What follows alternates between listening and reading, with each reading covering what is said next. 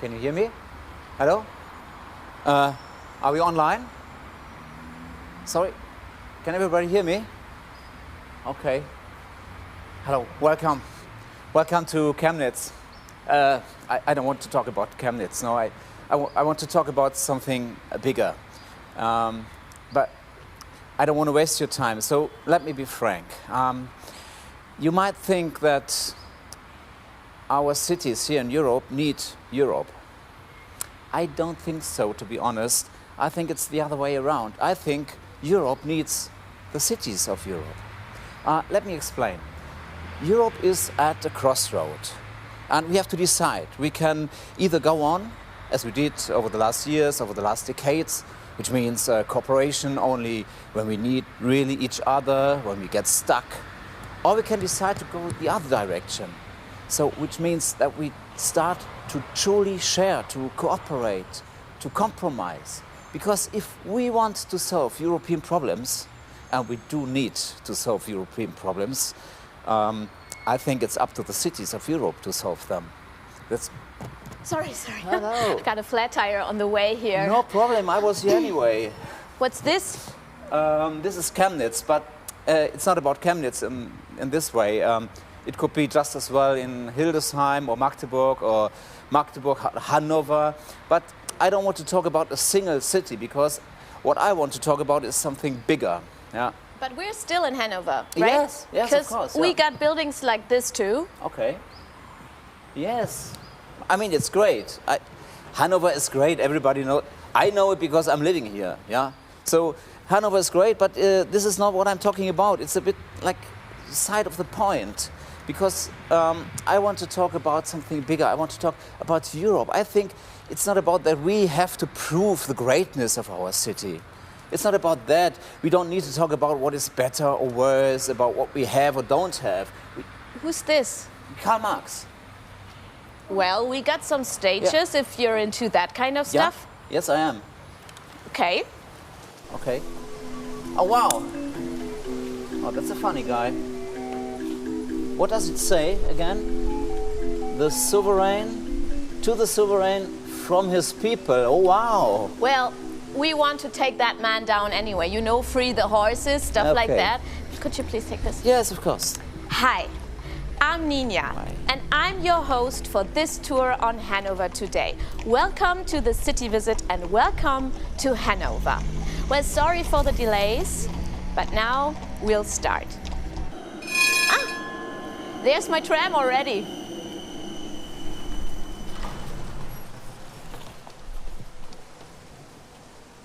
I love going by tram. It's the perfect way to get to know the city and its citizens.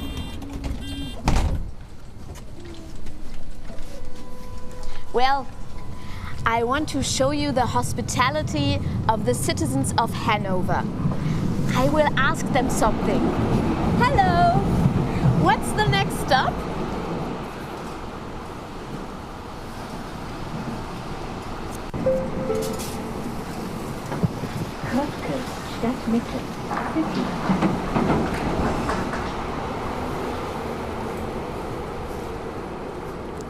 Just a stop away from the main station, you can find Hanover's heftiest piece of cultural bling, the State Opera. Well, while in many other cities with big cultural institutions, even in 2020, men are at the helm of all those institutions, Hanover does things a little differently within those cultural institutions. The State Opera is led by a woman, Laura Berman, and the other theater institution, the Staatstheater, the State Theater, is also led by a woman. But there she is, Sonja Anders. Hey, Sonja. Hi, Ninja. Nice to see you. Nice to see you. Hi, Hey. how are you? I'm fine, thank you. And you? Sonja, let me ask you something. Why are there always men at the top of those institutions? What can we do about this? Yes, I think, Ninja, you're absolutely right, because our institutions are often run by men. And our institutions should change this. And we do that in Hanover. And we do that with many energy. That's great. Yeah. you were supportive for Hanover 2025 almost from the start. Why? I think that Hanover has a really interesting application, and it's a kind of collaborative and collective energy in this application, and I like that so much. And I agree that, for example, art can be a key to community, and that's what I do at my theater. And yeah, we go together and we support the artists in the city, and that's really fine, I think. And Hanover is good for that. So I have to hurry, Sonja. Thank Hey, you. Nina, Bye. see you. Bye. So let's take a little tour. Just a step away from the State Opera is, believe it or not, the new City Hall.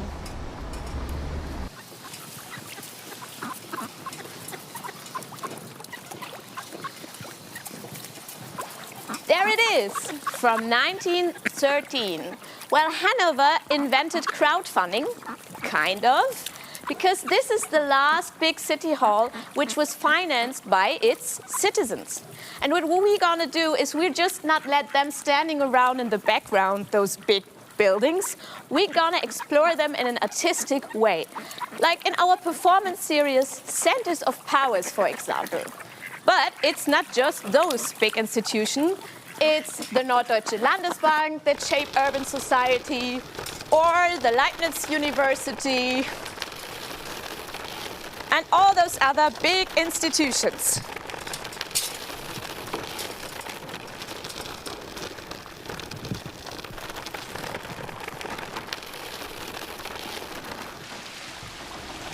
Well, just a step away from the City Hall, you can find this huge lake, the Maschsee Lake, a lake in the middle of Hanover. Well, isn't it lovely with those little sailboats on the water, the people jogging by, and the ice cream vans and the trees? But like every other city, Hanover is full of stuff from the Nazi era, and it was built by forced laborers in 1936. But now it's just a place where everybody can relax and calm down. Well, I think these are the places where art can really get a message across. Okay. So this is a culture of memories, I think. Interesting. Wow. Cool.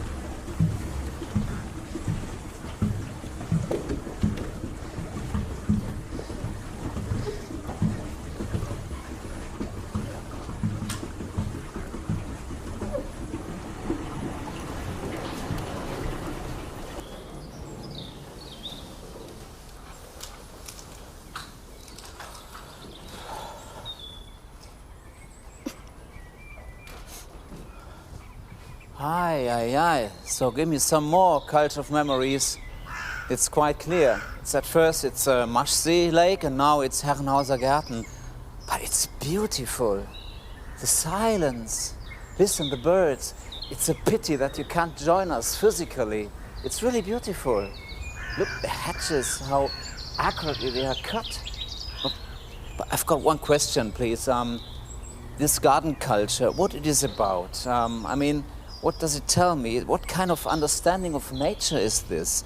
At the same time, the forests, the woods are on fire all over the world. California, Amazon, everywhere, Australia. Well, it's an understanding 300 years ago. And what we want to do is we want to think about the garden in 300 years in the future. Well, I'm thinking about the former Mar Pit and Hannover Miesburg, stuff like that. We want to create a post-industrial garden of the future. I'm thinking about the difference between humankind and nature. Okay. Well, the key word is nature. My horse is free.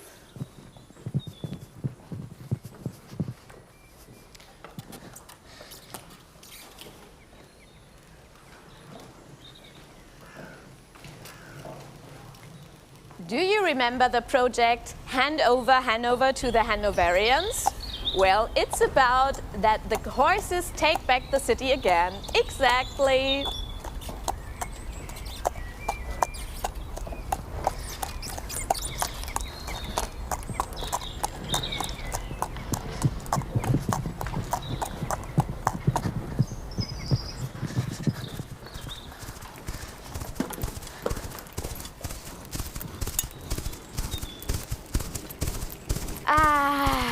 There's fresh air. It's lovely. So now let's have a look at all the stations we were at in our city tour.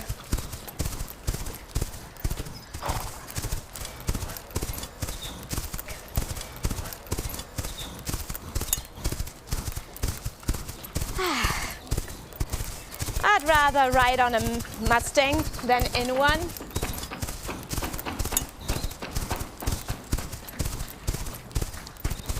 So this is the new City Hall. Oh, I love it. It's the most beautiful city hall in Germany, I think.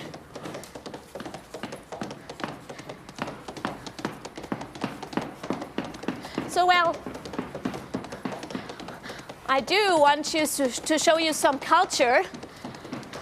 So let's get back to the city.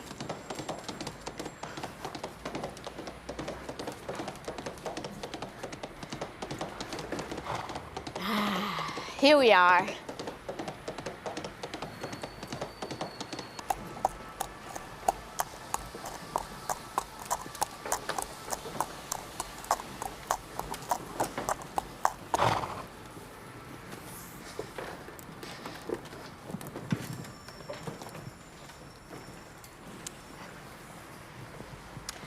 Well, another thing Hanover is famous for is the kiosk culture. And here I am at the kiosk of Hussein. Hey, Nina. Good morning, how are you? Doing good, and you? I'm thirsty. I have maybe this for you. Oh, great, thank you. Ah, wait, this is for your horse. Oh, that is so nice. Thank you. Well, Hussein, tell me something about the kiosk culture in Hanover. Nina, you got to know that Hanover has the highest kiosk density in Germany, and I think it's because of Hanoverians like short ways, meet people of their neighborhood and different backgrounds, and they enjoy to find the daily products on one spot. Well, that's true.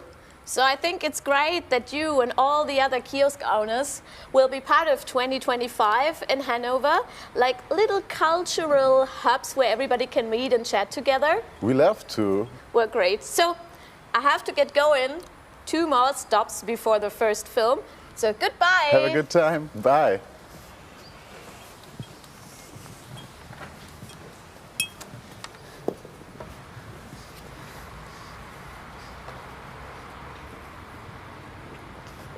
Well, I wanted to show you some other famous woman, the Nanas by Niki de Sanfal.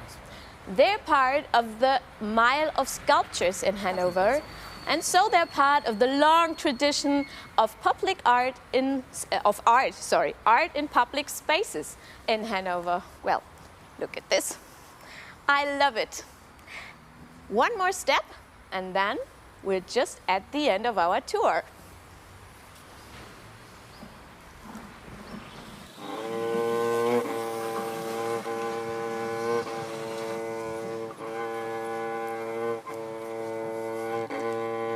Well, you can't truly understand Hanover without knowing about its big, free cultural scene. Wow, I don't want to disturb them. But you have to take my word for it that they have a fantastic program.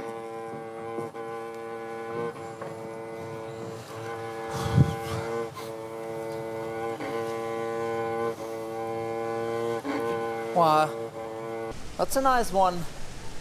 I mean, that's all fine, but can we really talk about capital of culture when it's just about a few new buildings? I mean, is that what we want to give to the EU? I mean, what will be left after 1 year? Just a few new ruins with some extra stuff going on there, but the cityscape will be the same as before, right? No. We do not think in houses or buildings. A city is just builded scenery.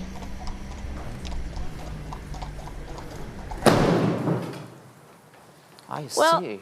of course, we want to mobilize the whole of the city. And this is how we're gonna do it.